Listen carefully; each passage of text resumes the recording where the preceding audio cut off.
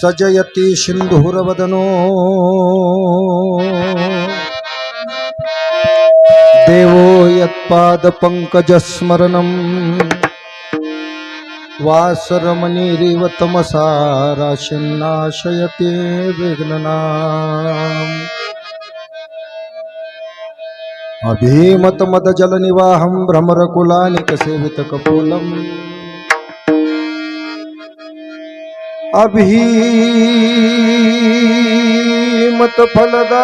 अभीमतफलदाता कामेशबन्धो गणपति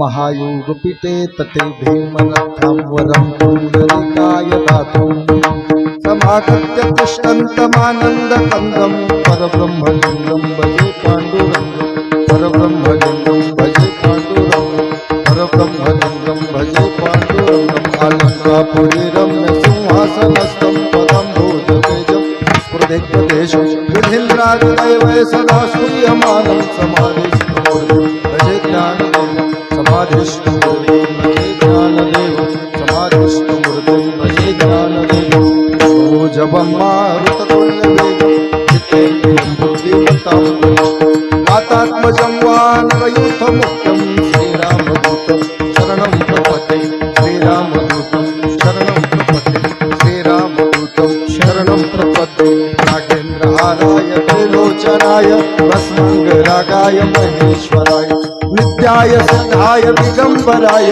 तस्मै नकाराय नमः शिवाय तस्मै नकाराय नमः शिवाय तस्मै नकाराय नमः शिवाय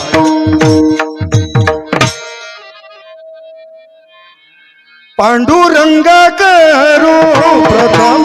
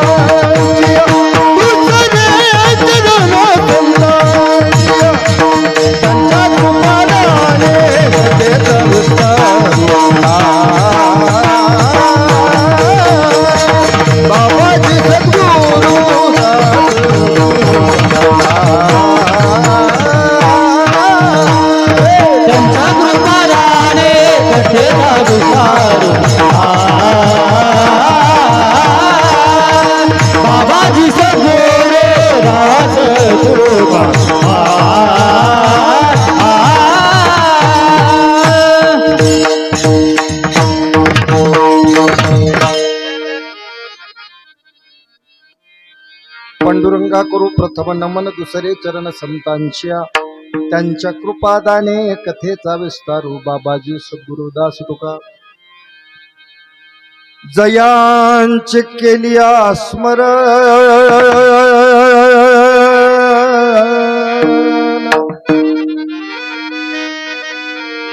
होय सकल विद्येचे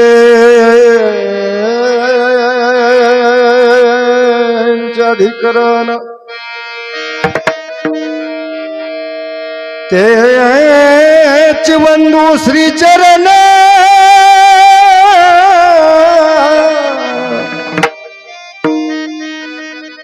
श्री गुरुंचे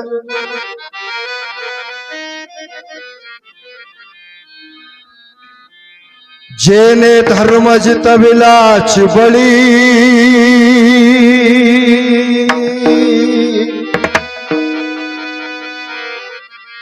तो संभाजी जानन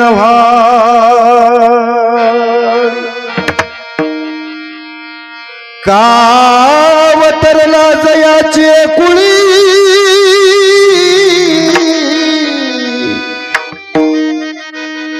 तया शिव छत्रपतींच्या चरण कमळी साष्टांग नमन करीत सो ते नमस्कारो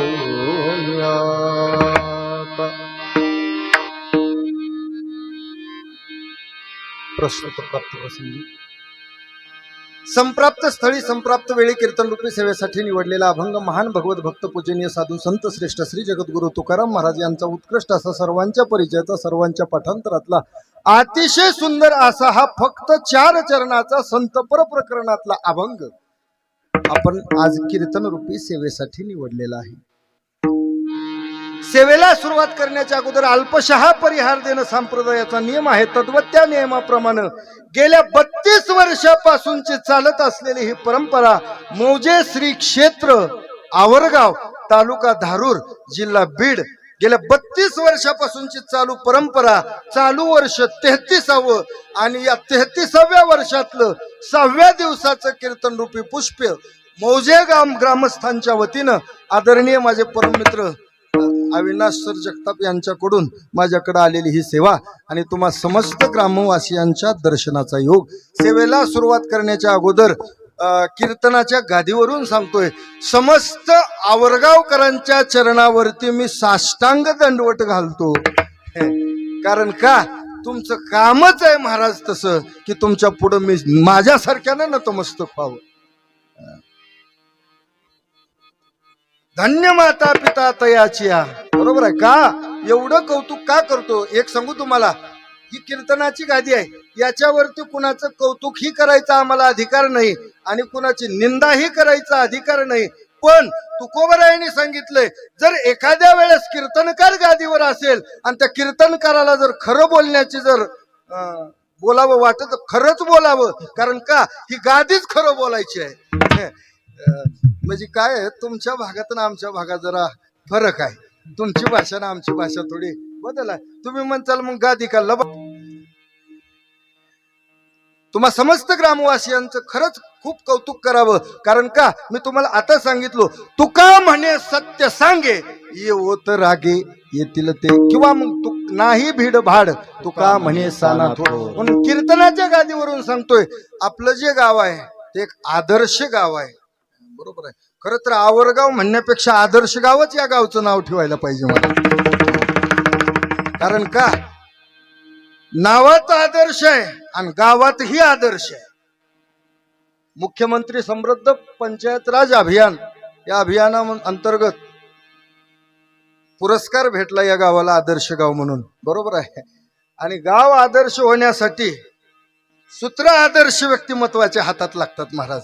बरोबर आहे। सरपंच साहेब तुम्हीच का?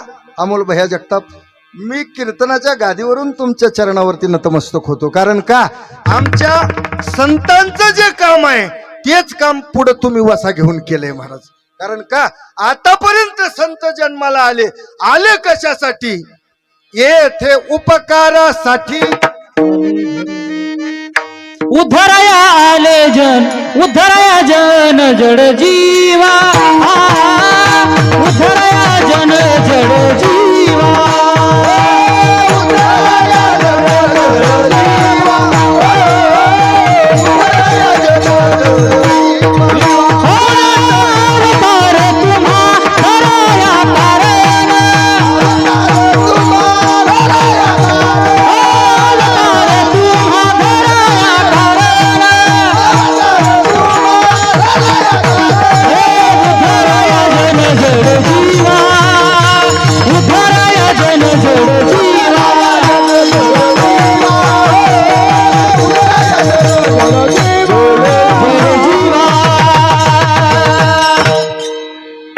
अवतार तुम्हा धराया कारण उद्धराया जन जड जीवा।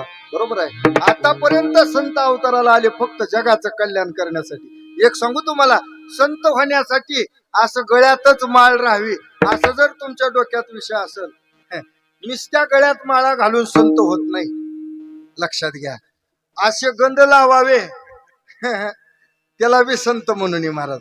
आता माझा पुढे विषय आहे, आता माझ्याकडे वेळ कमी आहे पण गाडी सुपर फास्ट आहे। आपली गाडी कितीला बी चालू झाली तर बरोबर वेळेत जाते।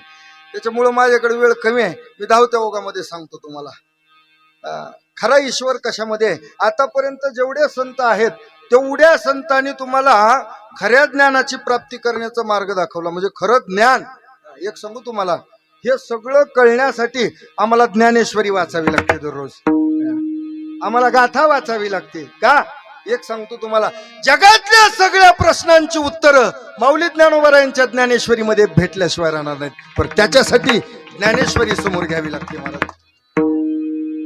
हे माझी भाषा नाहीये आणि मी कोणीच नाही. लक्षात घ्या, कीर्तनकाराने इथं उभारल्यावर तू कोबाराय ज्ञानोबाराय काय सांगतात हे सांगावं. माझ्या मते तुझं मत तुझ्या घरी, एवढा गावानं खर्च केलाय, तुझं मत ऐकायला नाही, संतांचं मत ऐकायला खर्च केलाय. बरोबर आहे. आम्हाला काही फुकट नाही बोलवलं तुम्ही, म्हणून आम्ही आमच्या ज्ञानाच्या दिवट्या पाजळूच नाही. संत वाङ्मय सांगावं. तुकोबरायांना माऊली ज्ञानोबरायांना जगाला काय सांगायचं होतं त्या अभंगाच्या द्वारे सांगावं. मी तुम्हाला सांगितलं की ज्ञानेश्वरी वाचली तर ज्ञानेश्वरीमध्ये जगातल्या सगळ्या प्रश्नांची उत्तरं अहो भेटल्याशिवाय राहणार नाहीत. याला पुरावा काय? ज्ञानेश्वरी जर काढली, ज्ञानेश्वरीमध्ये सुंदर पुरावा आहे महाराज. आता अवधारा कथा गहन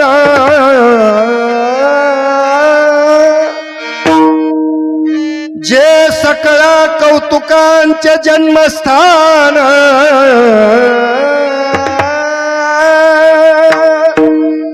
की अभिनव उद्यान विवेक तरुणचे,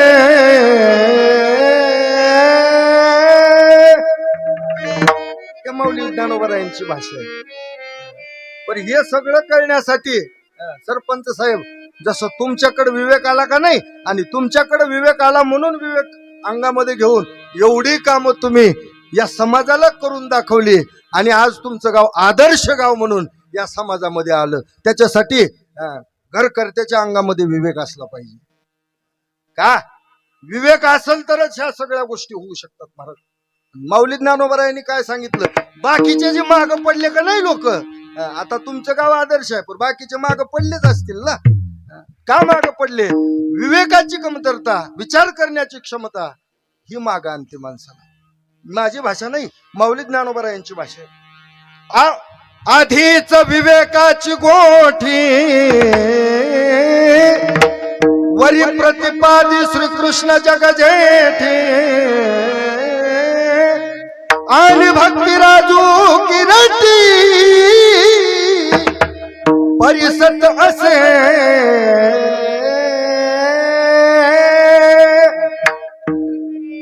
एवढं गोड माऊली ज्ञानोबा यांची ज्ञानेश्वरी आहे. फक्त तिथपर्यंत जाता आलं पाहिजे महाराज. एवढं पळालोय महाराज. संध्याकाळी रात्रभर तिथं सप्ताहाचा मंडप टाकायला चालू आहे, तिथं थांबावं लागतंय. बर, माझा धंदा कसा आहे, दिवसा लेकरं शिकवायचे, संध्याकाळी त्यांचे मायबाप. मी शाळा मास्तर आहे. सकाळी कुठं जरी गेलेलं असलं तरी 8ला शाळेतच जावं लागतंय. आणि शाळेत गेलं की शाळेचं नियोजन लावून सध्या आमच्याकडे जिल्हा परिषद चालू आहे, त्याच्यात उमेदवारी आहे. दिवसभर तिकडून पुन्हा संध्याकाळी इकडं. बरोबर आहे. आरडून आरडून सगळं काय झालंय, आता घसा माझा झालाय जाम. एकदा सगळ्यांनी भजन करा आणि पुढे चलो. विठ्ठल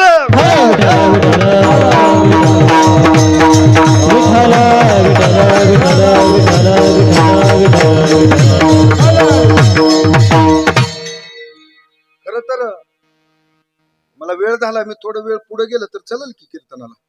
माझं काय नाही. मी सरपंच साहेब, मला इथं आल्यावर वाटलं, कीर्तनाच्या गादीवरून सांगतो, इथं आल्या आल्या मला एक गीत आठवलं महाराज जुनं, आणि त्या गीताची आठवणच करून दिली तुमच्या गावानं. खरंच धन्य वाटलं मला. जहाँ डाल डाल पर सोने की चिड़िया करती है बसेरा, वो भारत देश है मेरा, वो भारत देश है मेरा. डाल डाल पर सोने की चिड़िया करती है बसेरा, वो भारत देश है मेरा, वो भारत देश है मेरा. जहाँ सत्य अहिंसा और धर्म का पग पग लागे मेला, वो भारत देश है ओ भारत देश है मेरा, ओ भारत देश है मेरा। ये वो धरती है जहाँ ऋषि मुनि जपते प्रभु नाम की माला। हरिओ हरिओ हरिओ। ये वो धरती है जहाँ ऋषि मुनि जपते प्रभु नाम की माला। जहाँ हर बालक एक मोहन है और राधा एक बाला, राधा एक बाला। जहाँ सूरज सबसे पहले डाले अपना डेरा। ओ भारत देश मेरा, ओ भारत देश मेरा। जय भारत जय भारत जय भारत। डाल पर सोने की चिड़िया करती है बसेरा। ओ भारत देश है मेरा, ओ भारत देश है मेरा।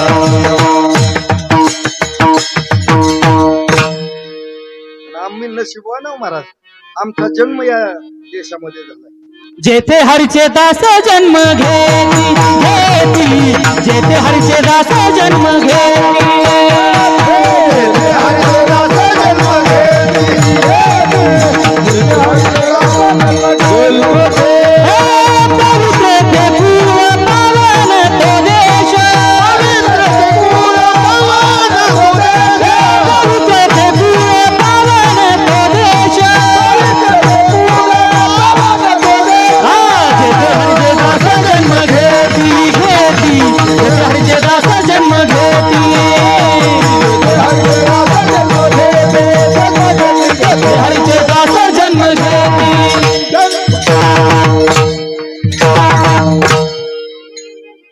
किती गोड पुरावा दिला भक्तिराज महाराजांनी, बरोबर भक्तराज महाराजांनी।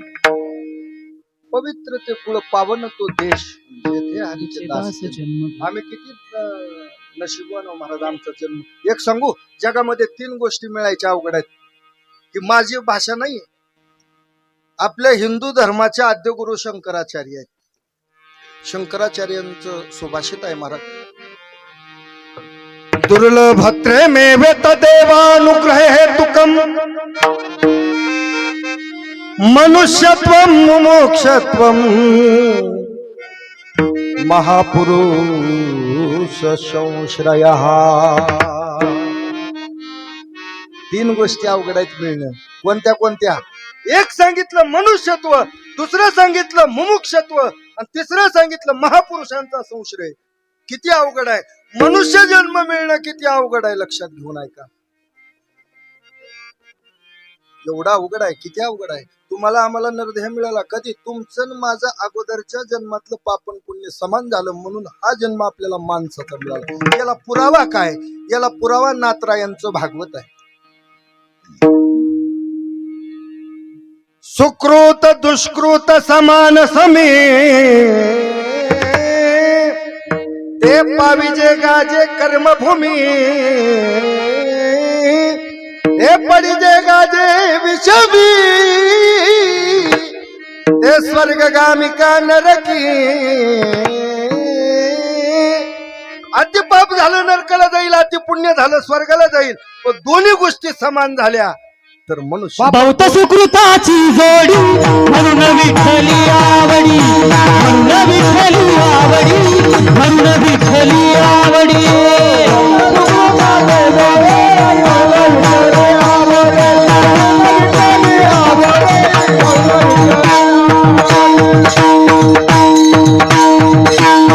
आणि मग आम्ही इथं जन्माला आलो, लक्षात घ्या। नरदेह मिळाला लय अवघड आहे महाराज।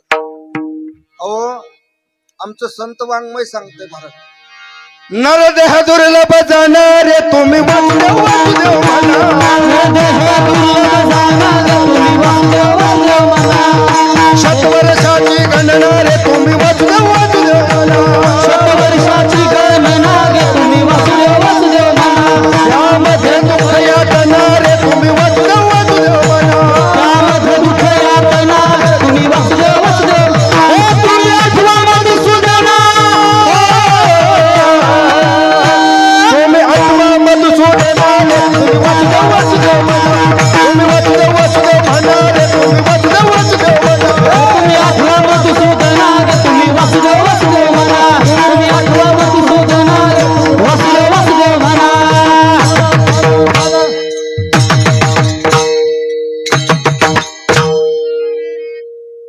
कुणा कुणाला कीर्तन बंद करा वाटते आता सांगा बरं. चला वाटतंय का बंद हो वाटत हा चल द्यायचे की मग.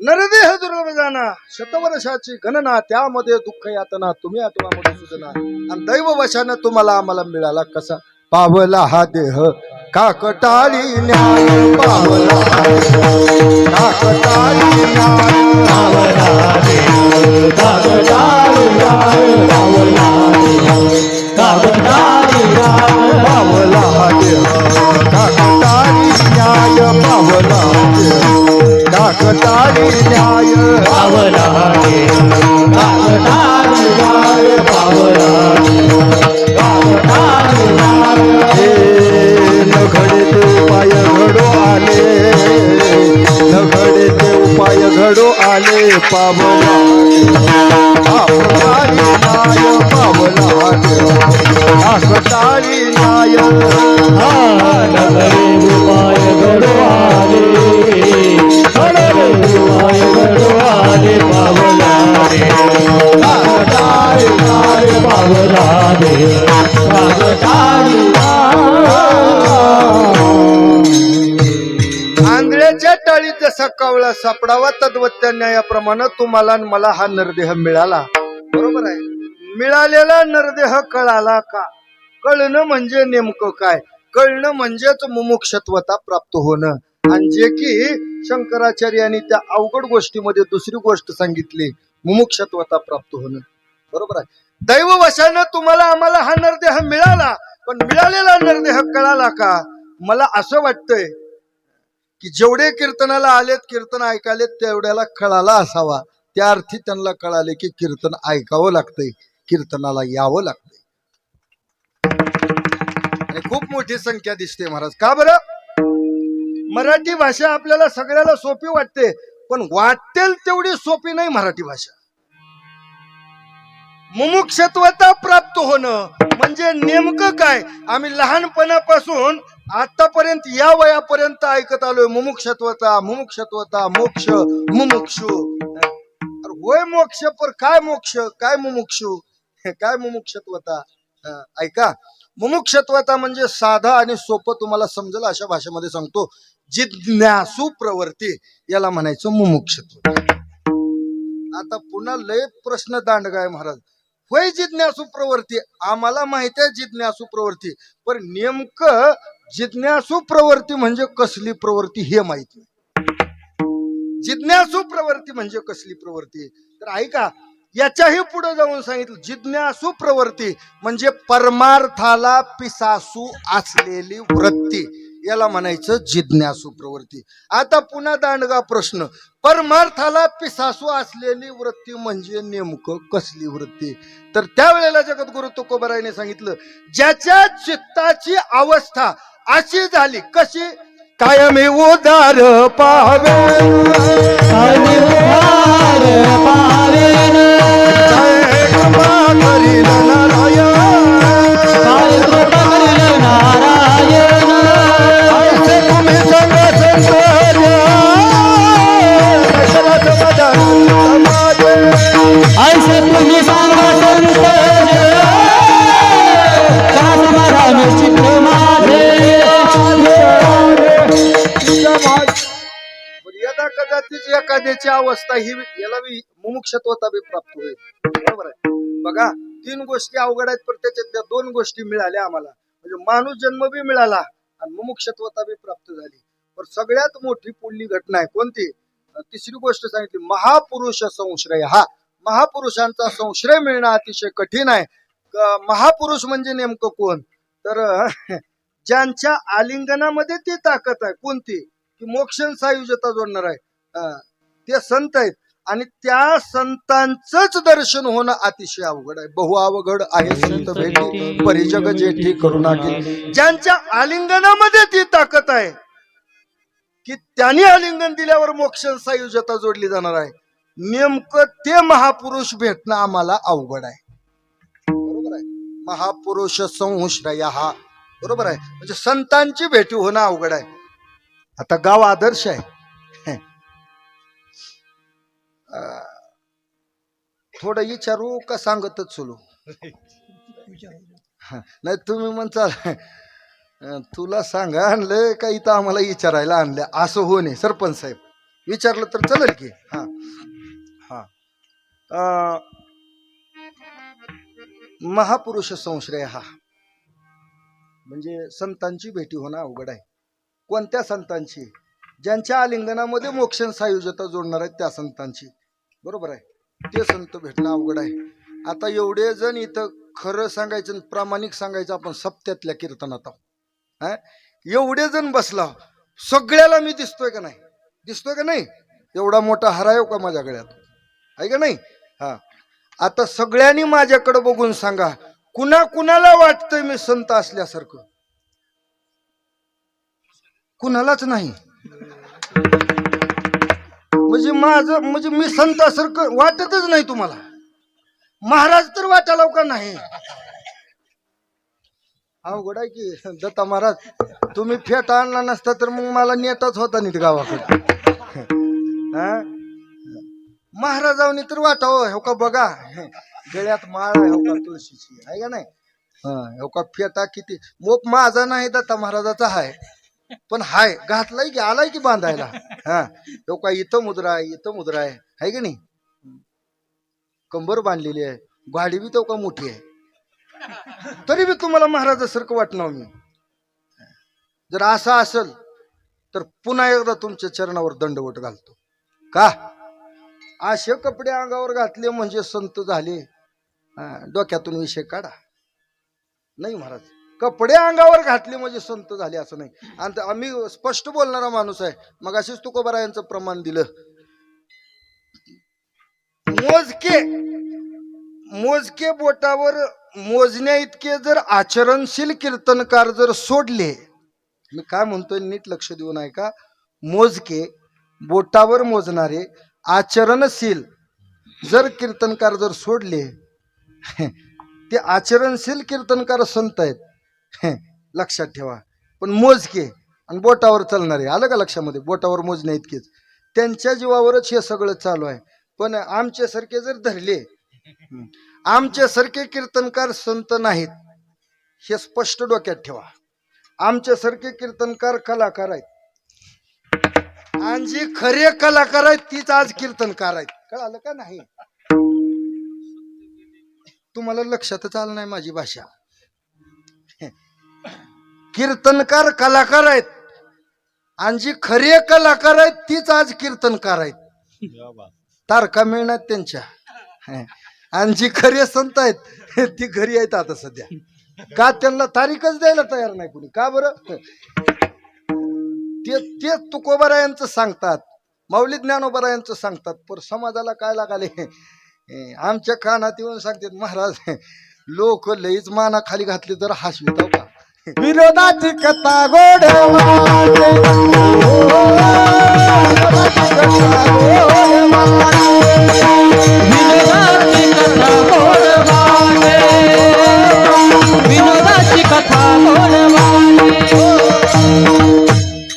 लोकांना विनोद आवडू लागला. लक्षात ठेवा, कीर्तन करमणुकीचं साधन नाही, कीर्तन आत्मकल्याणाचं साधन आहे. आणि जगाच्या पाठीवर फक्त एवढं कीर्तनच शिल्लक राहिले की ज्या कीर्तनामध्येच देव भेटतो. कलियुगा माझी करावे कीर्तन देणे नारायण. कीर्तन सांग कीर्तन सांग होय अंग हरी रूप, होय अंग हरी रूप, होय अंग हरी रूप.